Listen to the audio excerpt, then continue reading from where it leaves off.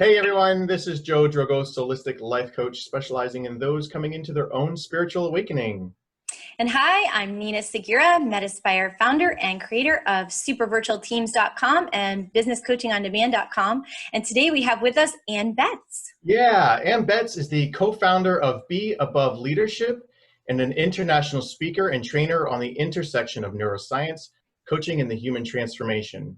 She is co-developer and leader of Be Above Leadership's popular training program for advanced coaches, neuroscience, consciousness, and transformational coaching, which is currently available in the US, Canada, and the UK. Ann is considered a thought leader in the field of neuroscience and coaching and serves as the neuroscience consultant to the Coaches Training Institute. She is the lead author of Integration, the Power of Being Coactive in Work and Life. Hi, Ann. Welcome. Welcome. Hi, Nina. It's great to be here.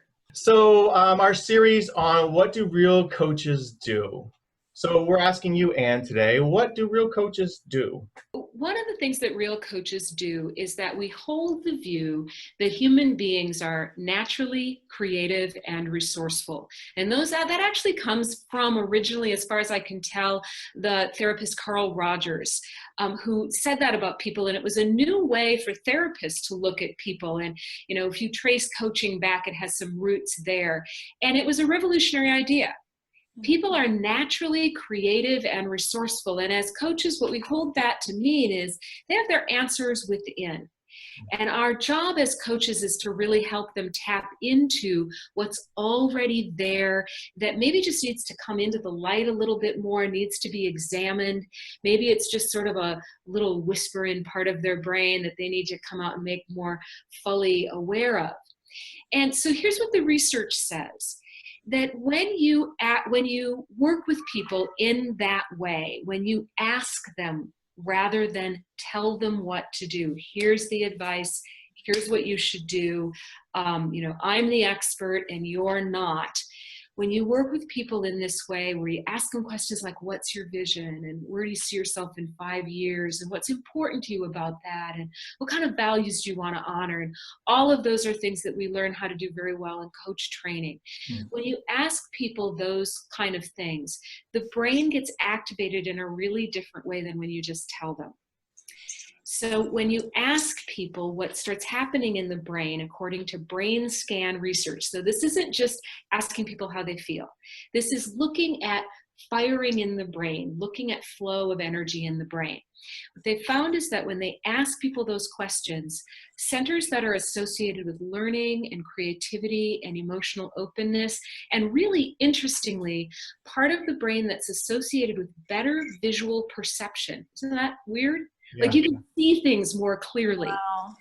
That gets activated when you ask me what's important to me.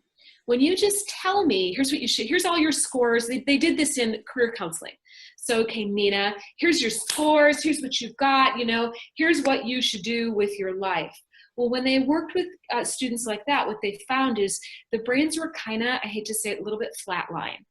You weren't seeing this firing in these areas of creativity and learning. You were just sort of seeing like, okay, nothing happening in terms of the person's brain making their own connections. So, and at the worst, what can happen when you just tell people what to do, give your advice, fix the problem, is you can actually put people into what neuroscientists call an negative emotional attractor state or an away state. So their brains kind of, either when you're asking them and holding them as naturally creative and resourceful, they kind of lean toward you. When you're telling them, they just kind of go away. And if you think about really good human development, what we want is for the brains to be lit up, because then they are going to be more creative. They're going to be making their own connections, and they need to make their own connections if it's going to be sustainable.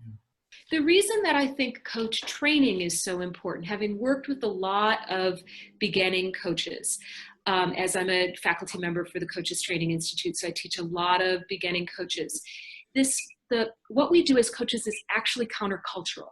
In every culture that I've ever been in, maybe not in every culture in the world, but certainly in the Western world and in the business culture. What the culture drives for is fix it. And in fact, it's often what people get, financially, personally rewarded for, is having the right answer and being able to fix it and, being the go-to person to, wrap everything up. And coaching, we don't do that. I don't hold your problem as mine. I'm there as a really engaged partner to say, what do you got going on, and how can I help you find what's already there? I hold it as make some new neural connections, wire in some different habits and behaviors, so that you fix it. Or you decide, you know what, I don't care about it and I'm not going to fix it. Right.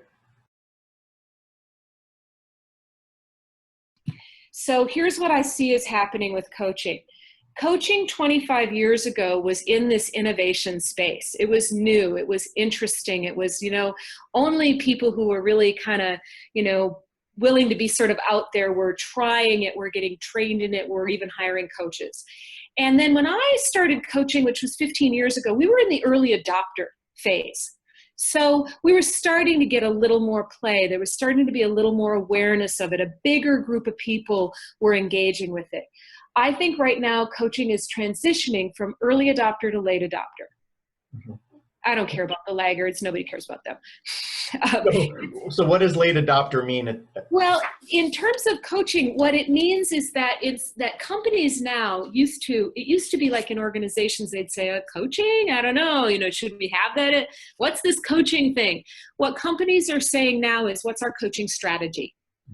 How are we going to use coaching? It's accepted that this is in most companies, and I'm talking Nike, GE, Google, the US military, the Peace Corps, we're talking like all over the place. Just got a call from the Centers for Disease Control about a coaching program. This is late adopter territory. People are coming into it. So I think that's really exciting. I think there's more opportunities for coaches. I think you get trained as a coach, and what's starting to emerge in this late adopter space right here, in the early adopter space, the only way to be a coach is to be an entrepreneur. You got to hang up your shingle and hope like hell people are going to come and find you and like, oh, please be my client. What's happening in the late adopter space is, I get emails, somebody says, I've got a coaching engagement, I need 25 coaches. I see people like, I can't remember the name of the company right now, but they're looking to bring all their coaching internal. Like, how do we hire people who've got these skills, either for their entire job or for part of their job? It's a resume builder. You want to work in HR, go get a coaching certificate.